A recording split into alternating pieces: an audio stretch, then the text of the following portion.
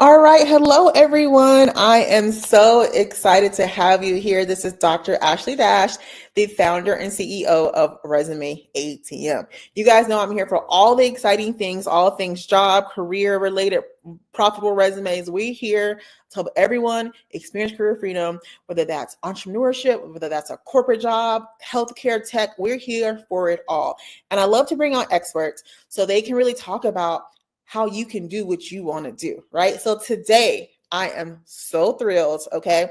I like to bring, because you guys know I have a very strong network of women, right? You know, like the women come through, but today, okay, we have a powerful, amazing Black king that's going to put us on, right, in the career space. And we're going to talk about specifically how you can stand out in a competitive marketplace. We know things are going crazy. We know things like there's so much competition and globalization is real, but he's going to help us get through. He's going to help us be successful. And I am so excited to have Mr. Kareem Rogers joining us. So I'm going to bring him on. I'm going to have all the hand claps, all the things. Kareem, thank you so much. I'm so excited that you said yes. I'm so excited that you're here.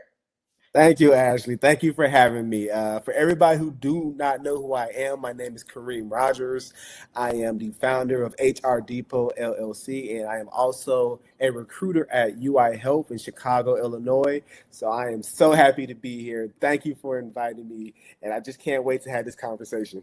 This conversation is so needed, and we got to do a little plug because you guys know I'm always talking about networking. I'm always talking about being connected to amazing, powerful, brilliant people, and y'all be sleeping on me, okay? So I just want to, the reason why Kareem is here is because we're in the same group, right? We still know the same person. So amazing, beautiful, I call her our fearless leader, Nicolette Barrett, who is the president of SERWC, Society of Elite Resume Writers and Coaches. We're actually in the same space. And she actually recommended that we connect. She was like, we think you guys have some synergy. Y'all should connect. So we was like, bet. So we connected on LinkedIn, which I also tell you guys to jump on. We had a conversation and here we are. So guys, I need you guys to network. I need you guys, I'm not going to go there because this is all about Kareem today, but I need you guys to take the principles and the things that we tell you seriously because they work, because they help you make money. They help you make money moves. They help you expand your network and create the life that you really, really want. Okay. So that's my soapbox. I'm gonna step off. Right. And today we're going to have Kareem talking about, how to stand out in a competitive marketplace. So Kareem, let's just start here. Why did you decide to actually choose this particular theme? Why is it so important for you today? Well, of course, right now it's a tough job market right now. A lot of people got laid off. And since a lot of people got laid off, I think I recall a study shows us a lot of companies, they get a little bit more strict or they have higher expectations in what they're looking for in their applicants. So since it's a very tough job market right now and a lot of people are looking for openings, it is very pivotal that you really utilize certain strategies and techniques to stand out. Because as my experience from being a recruiter, I notice a lot of consistent things with a lot of applicants that really prevents them from differentiating themselves from other applicants. And it really plays a pivotal role in not only getting the interview, but also the offer. So I really hope that this information and this conversation really helps a lot of job seekers realize what strategies they can use so that they can get the job that they deserve. That is so pivotal because I love that you mentioned that out the gate because so many people focus on landing the interview, but the goal here is actually to land the job. We want you to be the hiring decision, right? So as we go into that, Kareem, tell us, what does it take for a job seeker to truly stand out in today's job market, especially with so much competition? hmm Well, for one, you have to showcase what makes you unique, right?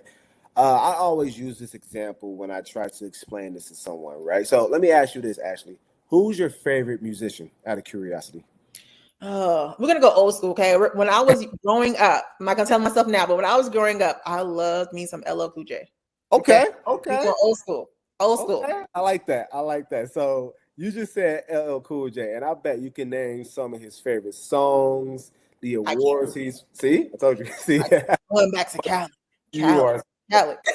That see how his rap style is different for other musicians, but basically I was very descriptive in what makes LL Cool J, right? Mm-hmm. That is what you have to do when it comes to applying for positions, right? You have to showcase what makes you different compared to other people who apply for the same job that you're applying to. So, for example, I'm a recruiter. Mm-hmm. So, if I were to apply for a recruiter role, I need to showcase what would make me different from another recruiter that may have the same job title and the experience as I have, because it is the differentiation that not only helps you land a job but gain leverage. And this is one thing that a lot of job seekers have to remember is it's all about strategy. It's all about gains. It's all about leverage.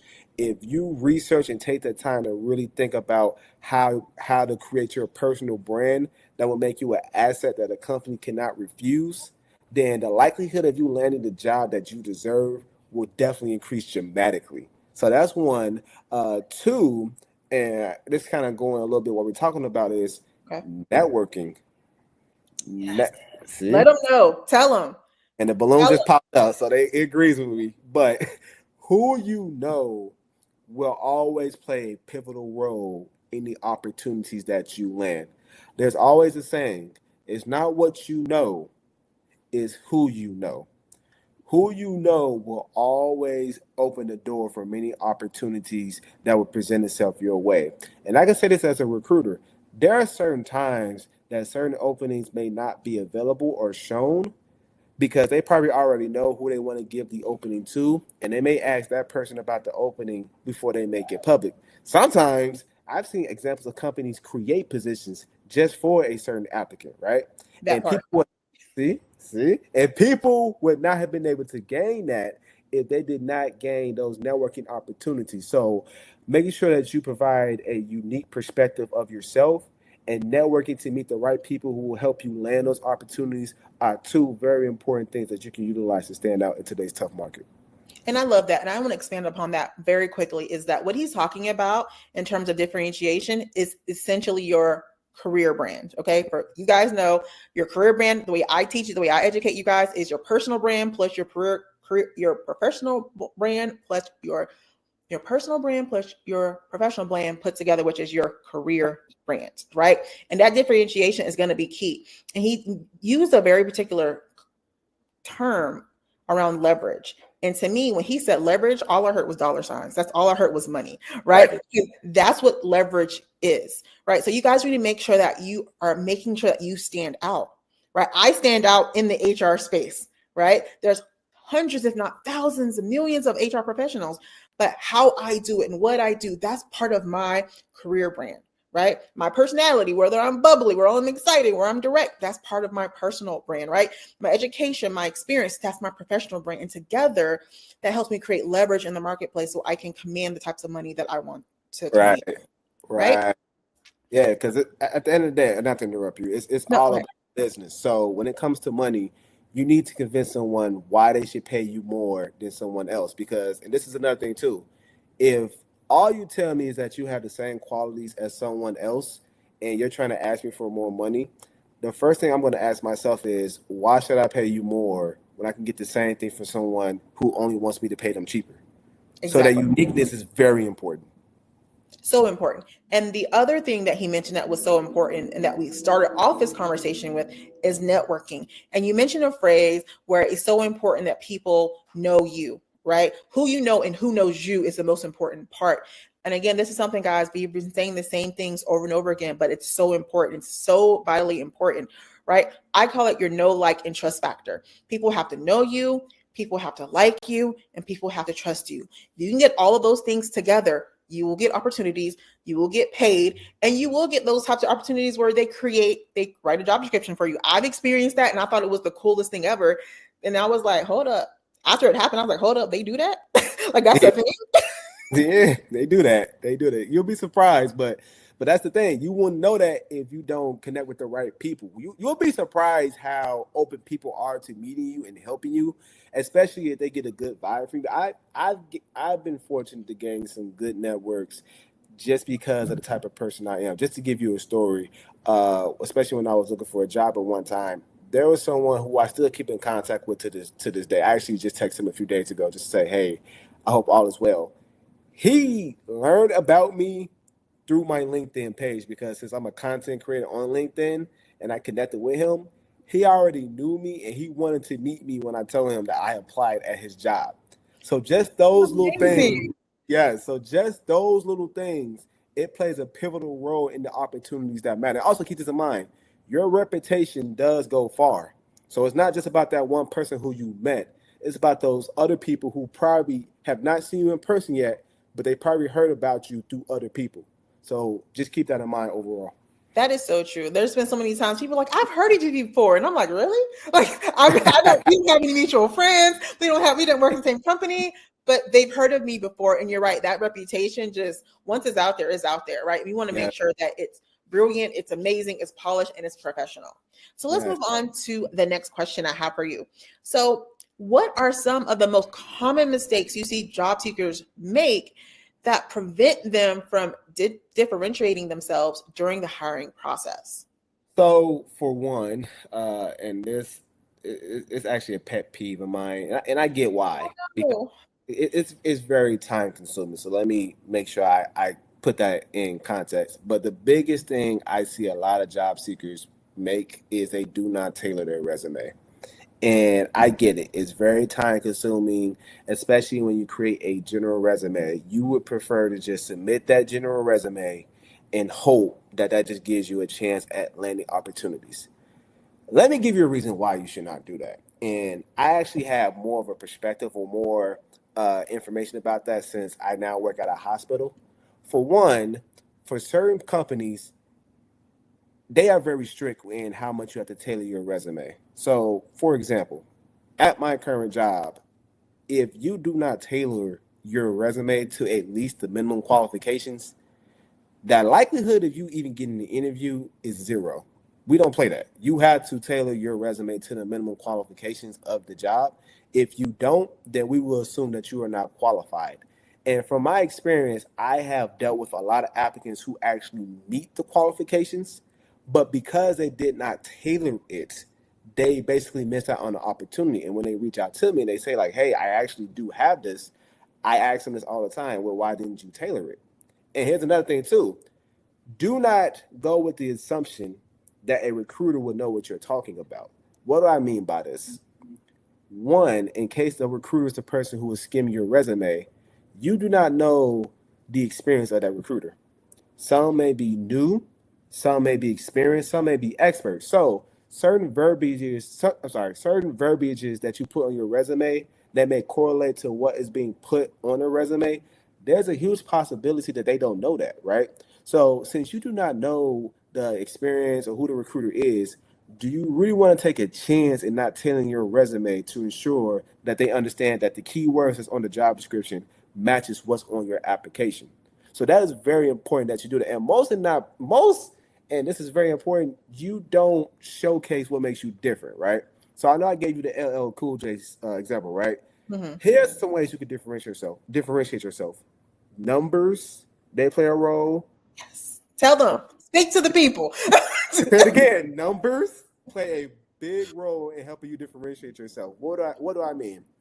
If you've been responsible for dealing with a number, let me look at it from a hospital terms for nurses, right? If you've been responsible for dealing with more than one bed, say you've been responsible for managing 50 beds with patients there, right? Or say you've been a charge nurse and you've been responsible for leading a group of maybe 10 plus people, or say you've been recognized, you won an award for Nursing of the Year.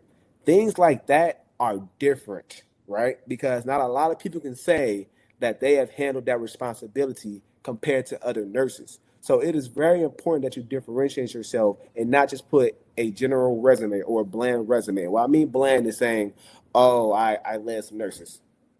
Okay, how many?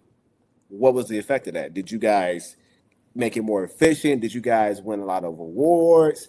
Like, what is it about that would make me as a recruiter look at you and say, "Oh, okay, you did that. Okay, let me talk to you real quick, right?" So I notice a lot of job seekers do not do that, and of course, some of them they don't realize that, which I understand. But this is where the importance of going to a resume writer, career coach is very important because they will help you really make your application stand out for those opportunities. So what you're saying is just music to my ears for several reasons, because I'm not in the recruitment game anymore. Okay, guys, I'm not an active recruiter anymore. That's how I started my HR career, but it's been a minute. But to have someone who's in recruitment validate what I be telling you guys is so refreshing, because I tell you guys, the details is in the money. Like how many, how much, why is it important? Like all of this, the reason why I'm so hard on guys and really talking about the profitable resume framework is because every character, every word, every piece of white space lends to dollars in your pocket. He just said, hey, if I know you won Nurse of the Year, you were a charge nurse in charge of 15 nurses, and you had, 85 beds that you had to personally manage at, a 95% accuracy rate. I'm not sure if that's correct. I'm not in the healthcare field, but that sounds like I need to bring you in for a conversation, and knowing your experience, I need to have a conversation with the manager, because listen, this person is really good. If they match the energy on paper matches in person, we might need to pay them a little bit extra to even get them to want to consider this job offer, right? That's where we want you guys to be positioned, not at the interview. We want you to be the person. I want the hiring manager to be like, I want that man, that person, that woman, I want that person. And let me go ahead and talk to HR, because I already know like I'm gonna have to pull some money, right? Yeah. That's the conversations that we should be in, which is totally, totally different than just like falling in with the marketplace. Like you don't stand out. Like I want to be the expensive candidate because you want to pay for this, right? And that's not for you guys, right? Yeah, hey, if you want the money, you gotta show why are you the big player in the game. What makes you different? So those little things will always play a big role at the end of the day. And I feel like what you're saying, I just want to kind of share this. And if you have any more to add to this would be great. Mm-hmm. It's in terms of, we understand that applying for jobs isn't exciting or fun. Okay, we get that. Let's just go ahead and just call a spade, right? Yeah.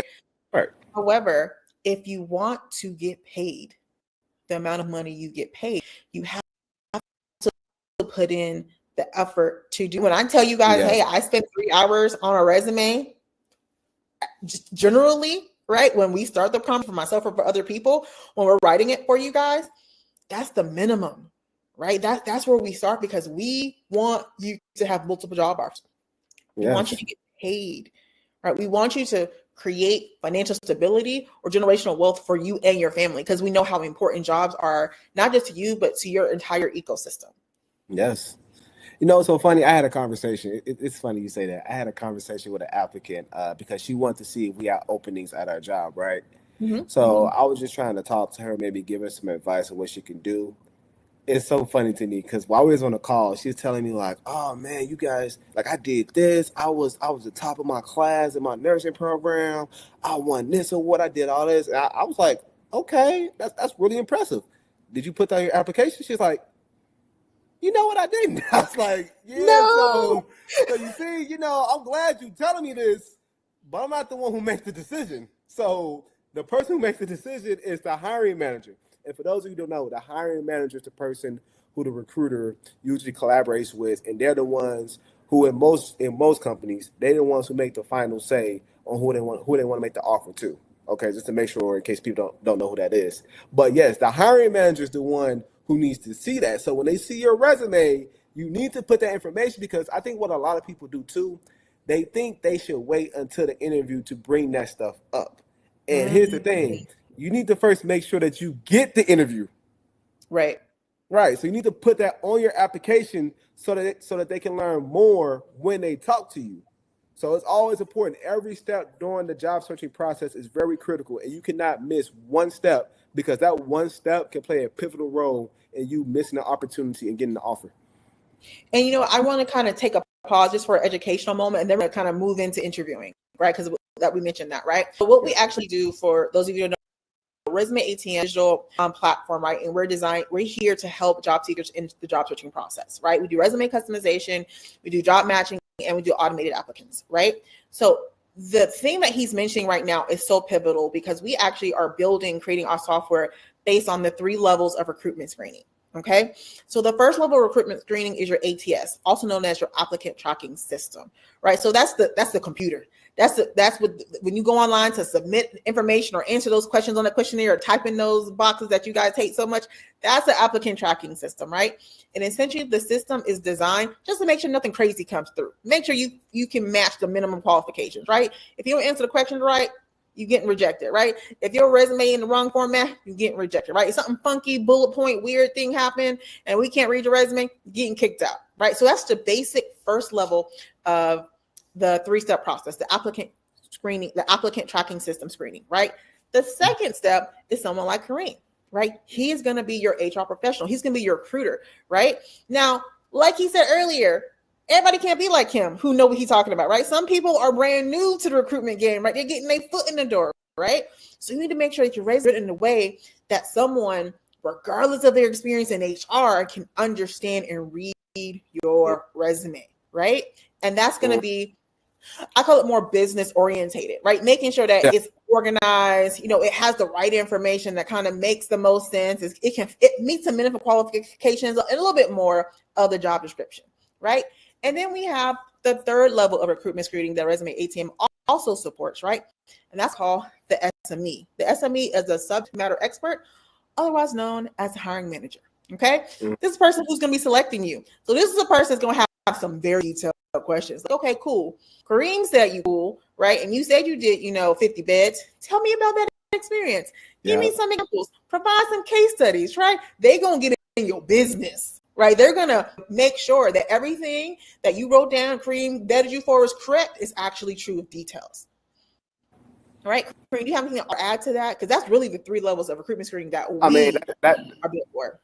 Yeah, that's true. And also, too, just so you know, this is another information, too, because I don't think we're talking about offers. It's also important to also do research when it comes to salary negotiation, because here's the thing. On my side, we're talking, right? So let me say this. Depending on the organization, if there's a wage structure already in place, because I know with some places that's unionized, they already have a structure in place. And you need to make sure you understand that. And maybe if you can figure out how that structure is, then certain times, certain offers are dependent on that. Having said that, that does not mean that you can't negotiate if possible, right? So it is very important to do that negotiation, because behind closed doors, we're talking. When I say we, I mean the recruiters and the hiring manager. We're talking about what we want to offer you. We're talking about what range we want to consider. We're considering all those things. And let me tell you this. Don't think that a hiring manager won't lowball you if they can.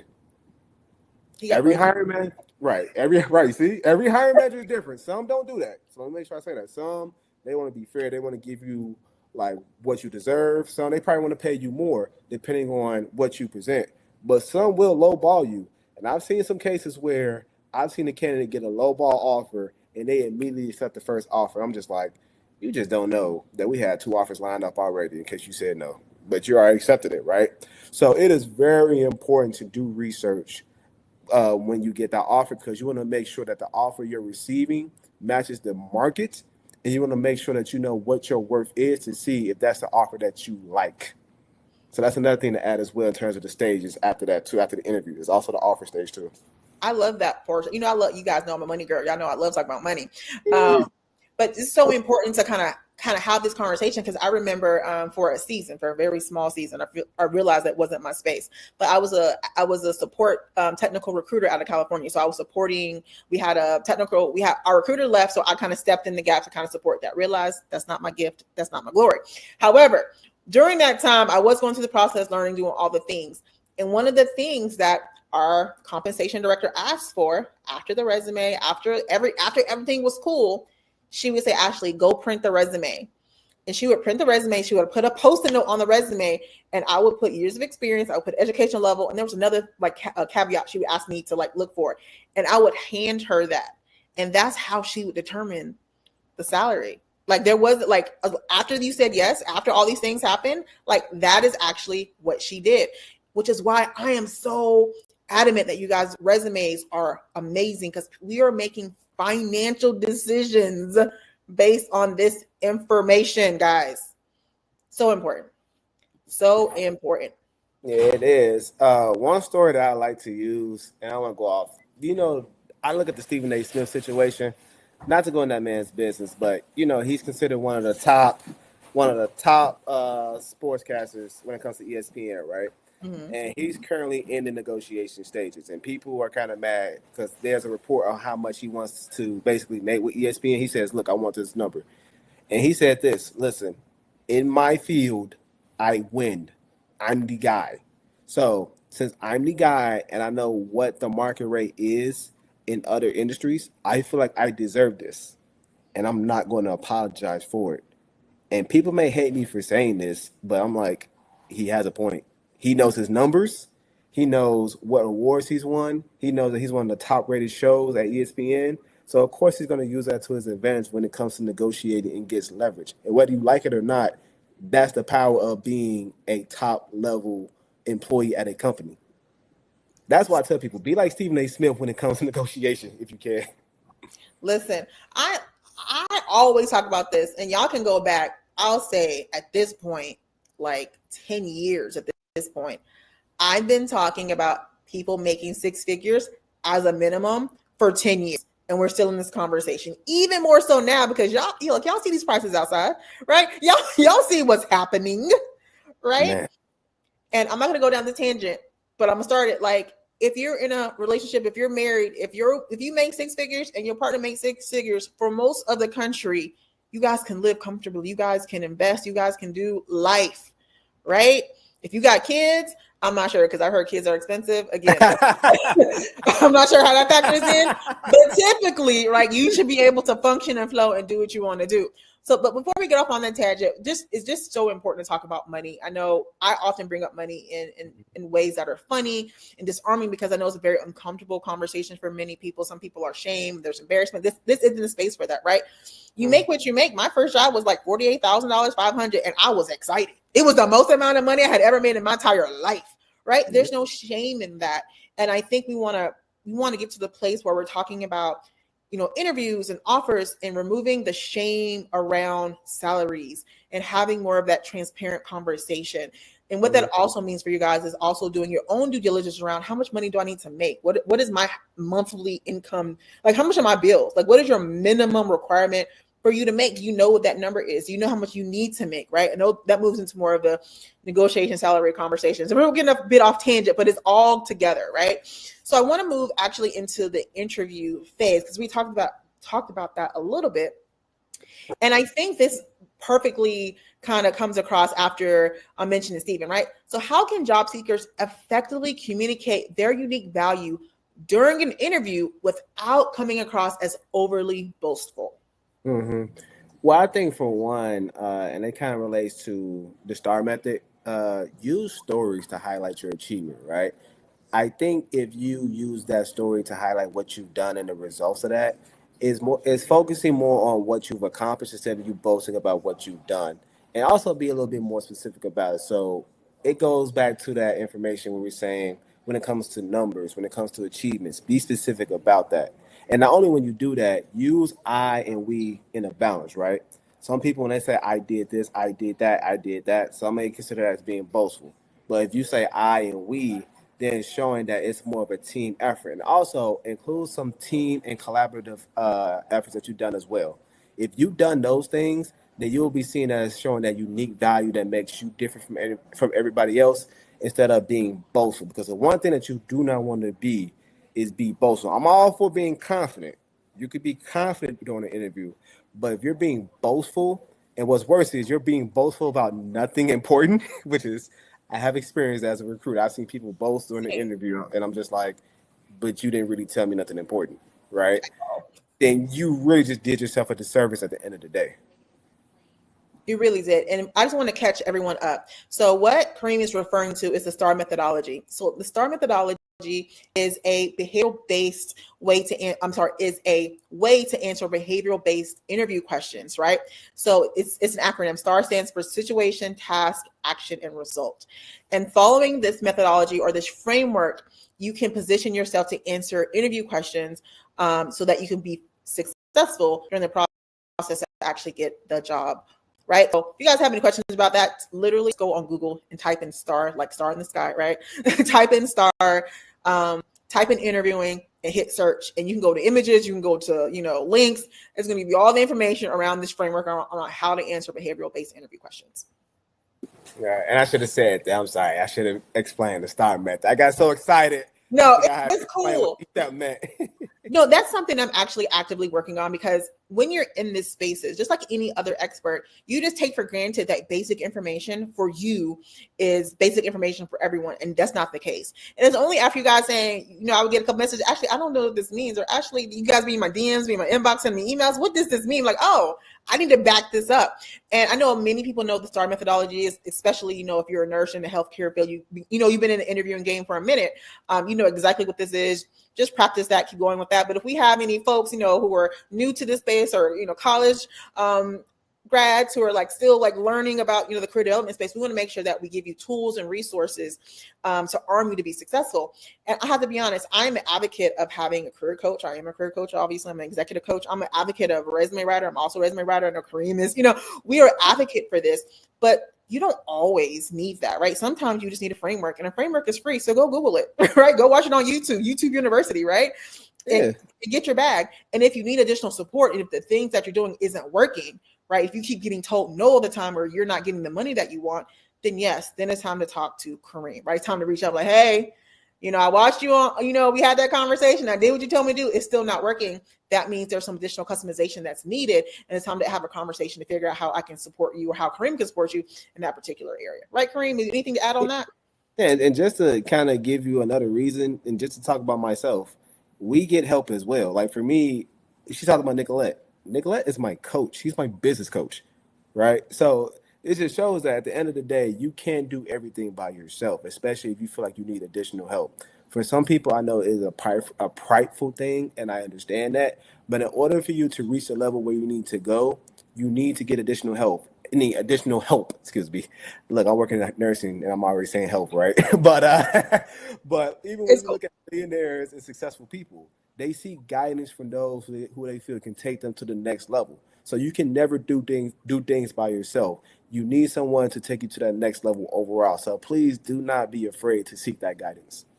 And it sounds like to me, and Kareem, correct me if I'm wrong, like at certain levels, you do want to invest, right? So I can say when I first got my first level jobs, to be honest, I didn't have any money to invest. I really didn't know about career coaching. I'm aging myself, but that wasn't really a thing, at least in the black and brown circles that I was a part of, right? That wasn't something that was a thing. So I just went to career services. I just went to people who had better jobs than me and asked them for help, right? That's what I did, right? So I didn't spend any money. But then as I progressed, in my career, want to make more money, talk about six figures, wanted to move around, do some really cool things. Then we start talking about mentorship and trying to figure out what that looks like. And sometimes that mentorship was free. And then sometimes that mentorship was paid, right? And then you move further in your career. And I had an executive coach, right? And when I got my job offer from Japan, it was I had someone to go to, because how do you prepare for that? So, and I called my executive coach. I was like, hey, this is what happened, right? Every time something would happen, I would call him, and he would provide me guidance and direction. And we even had to do a salary negotiation that made me highly uncomfortable, right? On that. But he was like, no, Ashley, this is your worth. This is what it is. And he kind of just laid it out. And I was so terrified to go back and ask for this money. And I did, and we met in the middle. It was amazing. So you don't always need a coach, but you need to know when you need a coach. You need to know when you need a resume writer, right? It's not always required, right? But sometimes it is required, especially if you want to get to a certain level, right? Right. And like I said, and it's also another benefit too. That's another network, because if they know you, they may be able to vouch you to other people who may have opportunities that you may like. So that's also another thing to consider as well. It kills two birds with one stone. You get an investment and you get a networking opportunity. So please seek that investment if you're open to it. That part. So we're going to shift gears a little bit, and we're going to talk about people who lack traditional experience, right? So what advice would you give to job seekers who lack traditional experience or education, but want to prove that they're the best fit for the role? I got you. So a couple of things. When it comes to the application part, for one, make sure that when you are creating your application, you transfer the skills and the experiences that you've done into the role. So one thing that's very important when you are applying to a job, it is very important to do research. So research the company, research what's on the job description, what the duties and responsibilities are, the preferred qualifications, the minimum qualifications, and etc. Think about what you've done or what you possess, and tailor what you've done to those things. So even if you haven't worked in that industry, if you've done things that will be able to translate into that position or that industry, you need to make sure that you convey that on your application to show that, hey, even though I don't have a job title that says I've done this, if you look at my experience in this, and this, I have done these type of things. Number one. Number two, join organizations. I'm saying it again. Join organizations. Why? When you join organizations of like-minded people in the industry or position that you're trying to get into, my screen just loves the information I'm It saying right. does. It's like it's validating everything because you I speaking love it. fucking gold and facts. Yes, I love it. But when you join this organization, and let me say this too, because I think people forget one important thing. That's also the balloons are funny that people forget. You have to be active as well.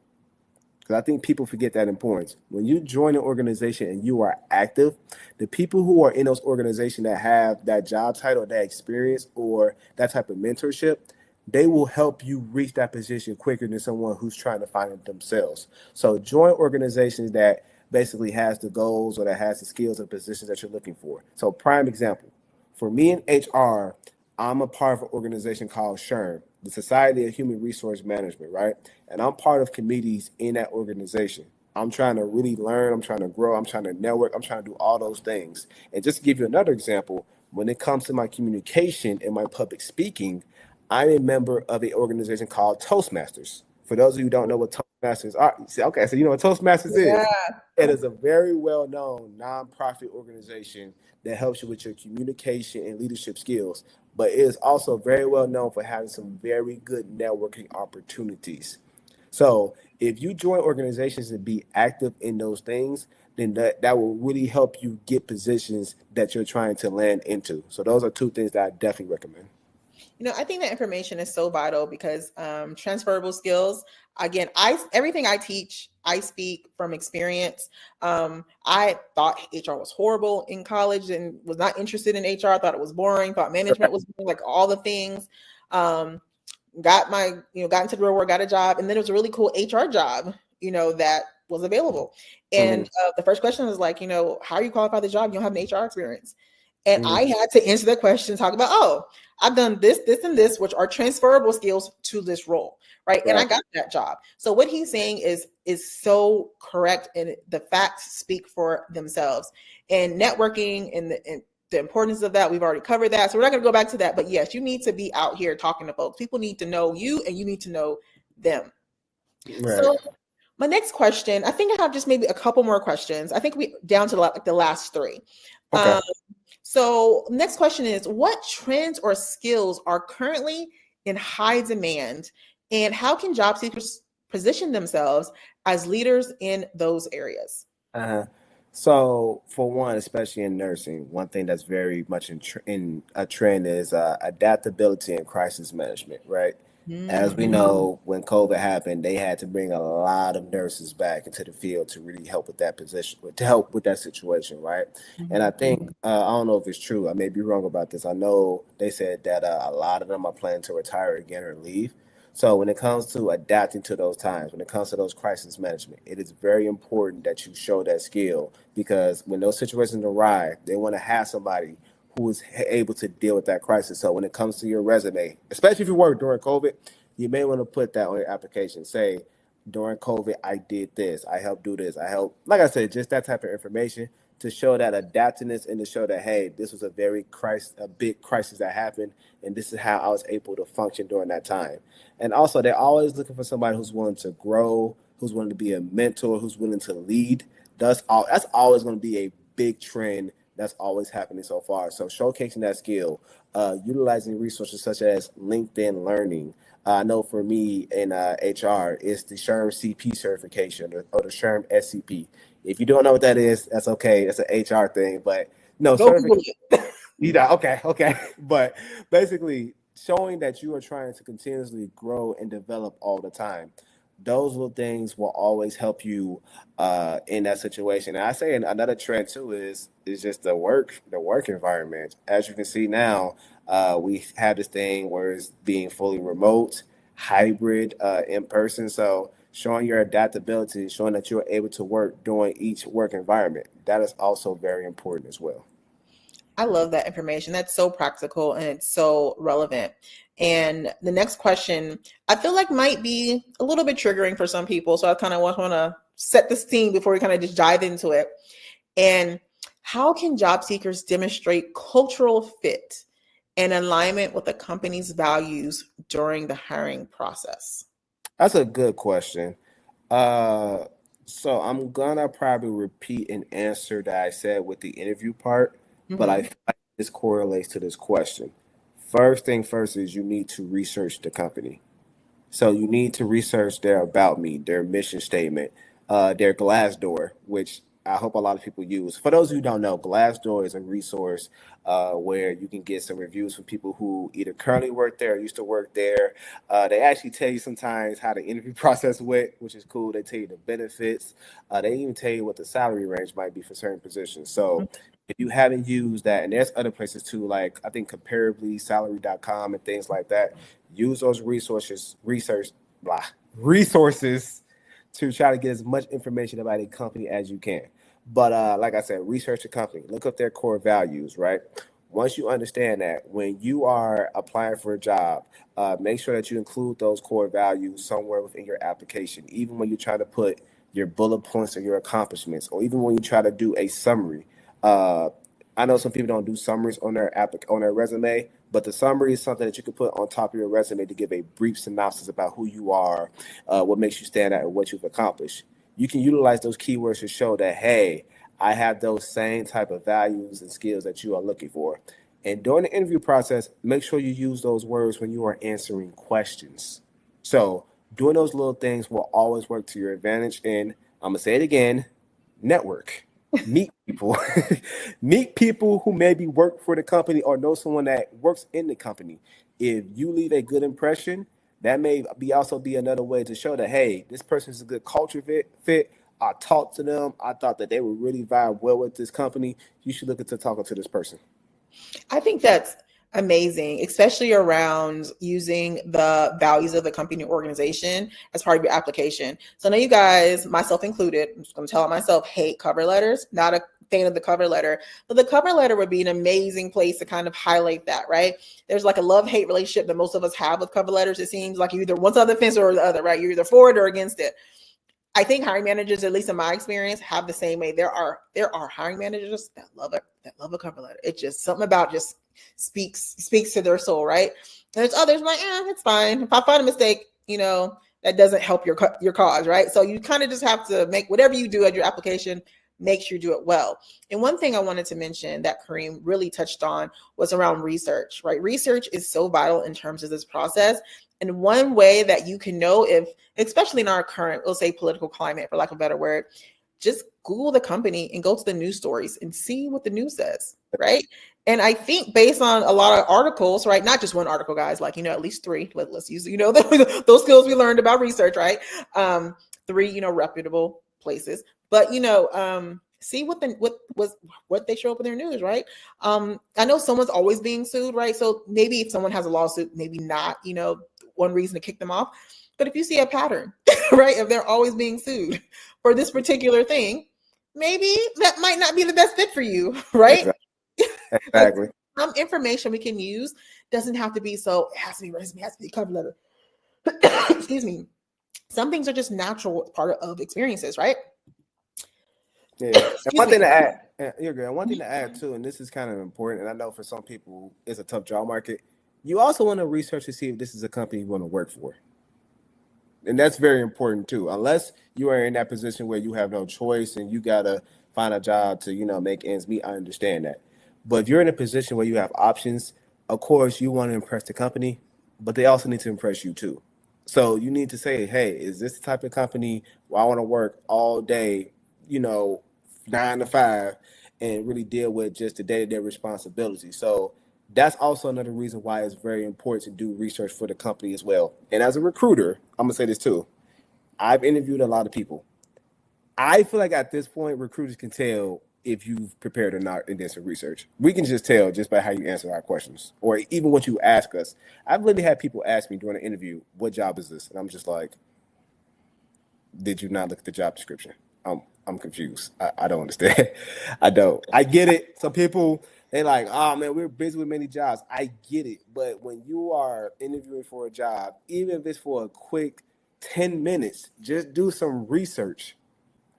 So that's just my 2 cents on that. Google is your friend. Yes, it is. And I know sometimes, and I'm not gonna say I've done this before. I don't think I have, but I'm not gonna say I've never done it, right? Sometimes you're in the job market and you're actually looking for actively applying for jobs. You're applying for a lot of jobs, right? So you might have applied for so many jobs, you're not quite sure which position this is. Then just do a search in your email. They're going to send you a successful, hey, you applied for this job successfully. Just do a quick Google search in your inbox. Like just jump in that inbox, like, all right, look for this job, look for that. If you can't find the job, type in the company name. It should pop up.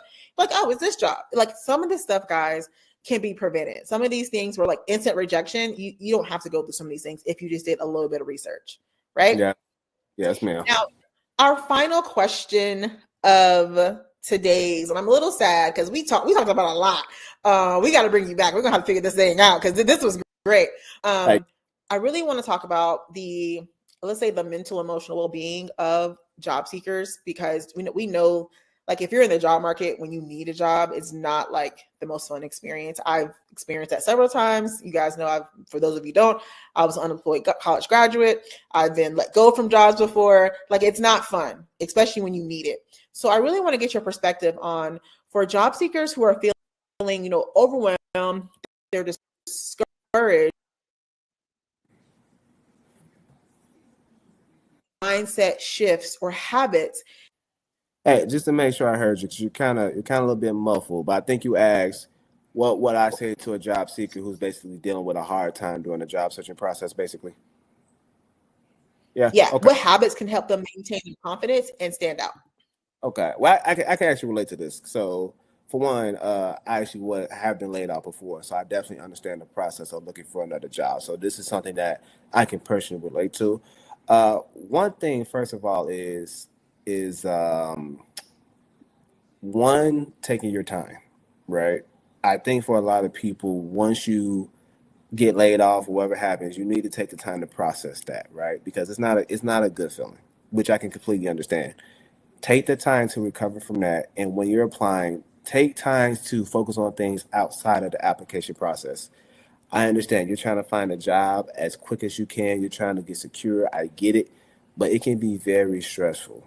It can be very stressful to apply for many jobs and to not get a response. It can be stressful in doing all these interviews and you don't get an offer.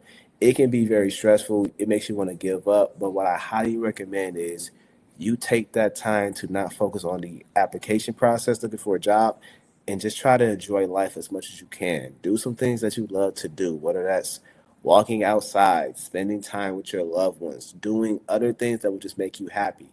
Please focus on those other things just give yourself a mental stability at that time. And most importantly, this is most important, do not think that this showcase your worth. For some people, I know they're like, oh, if only I did this, or I'm not that good enough. Those things can run through your head. You being laid off and you looking for a job does not showcase your worth. It does not showcase your value. That does not mean anything bad about you. You know your worth. You know your value. At the end of the day, like I said, just take the time to remember and assure yourself that you are a diamond. You are one of the best there is. I mean, give yourself that pep talk. I'm a huge proponent of positive affirmations every day. But like I said, it is a process, and I understand that. Take as much time as you need, but I promise you that at the end of the day, you will find that job that you deserve. Thank you so much for that. I think that's amazing information. Yeah, being fired, being let go, being laid off, whatever, being downsized, being reorganized. There's lots of different words, right, to describe that. But when you don't have a job and you feel like your security is threatened, it's not fun times. It's not easy. But yes, positivity will definitely feed you your soul and get you through, right? Yeah. And if you need some of that, I have like a shameless plug. We've already launched career affirmations. So 90 days for six-figure success. So if you guys want that, that is available now. I wrote that because it was actually during a time where I was struggling myself, where I was unemployed, couldn't find a job, was interviewing for jobs that I knew I was qualified for, and I could figure out like what the problem was. I had to realize, actually, these jobs just aren't for you. And once I like shifted my mindset, once I kind of got into a positive space and was like, I'm only looking for jobs that are fit for the type of job that I want, I got my 6-figure job in Japan. So like, I know that, positivity, it sounds like very like woo-woo, and it is a bit woo-woo, but it right? When the woo hit my bank account, I was like, oh yes, look, this is woo woo, right? This is it right here for me. So that is available. If you guys want to hit me up directly for it, there's a link somewhere on LinkedIn if you want to get that. It's available on Amazon. It's out there now. Definitely, guys, check that out. Kareem, you have been a gem. First of all, thank you so much for saying yes. Thank you so much for your insight and your wisdom and putting this on game for the recruitment life. Like, you were just telling all the business that we needed to hear. Like, I appreciate you so very much. Again, shout out to Nicolette for recommending that we get connected in the networking game. We really appreciate that. Is there anything that you want to kind of share, like in terms of your organization, your company, like anything happened? Let us know all the things about what's happening for you and how people who are interested want to contact you can reach out to you. Sure, certainly. So for anybody who's interested in my full-time job, I am a recruiter at an organization, or let me say a hospital called UI Health. It is located in Illinois. So if you are interested, I actually recruit for staff nurses. I recruit for CNAs, licensed practical nurses, surgical techs, and nursing techs. If you are interested in one of our roles at UI Health, please feel free to go to our career website. Just go to uihealth.com. If you see any nursing opportunities, please feel free to reach out to those positions. And I will tell you this right now, like I said, if you meet the minimum qualifications, for one, tailor your resume, tailor your application. But if you do meet the minimum qualifications at least, then I highly implore you to apply to our positions, because we're always looking for, some great staff nurses, some great technicians, some great CNNs, and it is definitely a good organization to work for. As for me, with my business, I am a resume writer and career coach at HR Depot LLC. So if you are interested in optimizing your application, whether it's your resume, cover letter, interview prep, LinkedIn, just a funny story too, real quick. Nicolette's gonna laugh when she sees that cover story, that cover letter part. I'll tell you why. But me and her had a debate about that, and she know that I said you're right, Nicolette. I'll tell you about that afterwards. But she's going to see this. She's going to laugh. But also, if you are trying to optimize your chance at landing the job that you deserve, please go to our website at thrdepotllc.com. You can contact me on my LinkedIn page at Kareem Rogers. I'm always on there providing job-seeking content to help you with those process. My email is karogers7@gmail.com. But like I said, I'm always an open book. So if you ever need help, please feel free to reach out to me, okay? And Kareem, thank you so much. And guys, we'll make sure that we get his contact information and we'll get the direct links and definitely put them in the comment section below underneath this video so that you guys can have direct access to the information, whether you're a nurse, nurse tech, in the field looking for organizations, or you need support from him directly. You guys, it's been an amazing time together. I already know we're going to bring you back. We're going to have to find a content. I'm not sure we're going to bring you back next quarter, but we'll figure it out because this has been amazing. If you guys have any questions, feel free to drop it in the comments. Kareem, you guys can contact me. You guys find me on LinkedIn at Dr. Ashley Dash. You guys know, your favorite career branding expert and now founder and CEO. If you guys have how ResumeATM works, feel free to send an email to our support at resumeatm.io. And we'll be sure to answer questions you may have. To my clients, thank you for your support. I'm always glad that you come through and support us as we support you so that you can help you find experience, career freedom. Until next time, guys, we'll see you later. Thanks so much for your time. Bye-bye. Kareem, thanks so much for your time. All right. Hey, have a good one. Bye.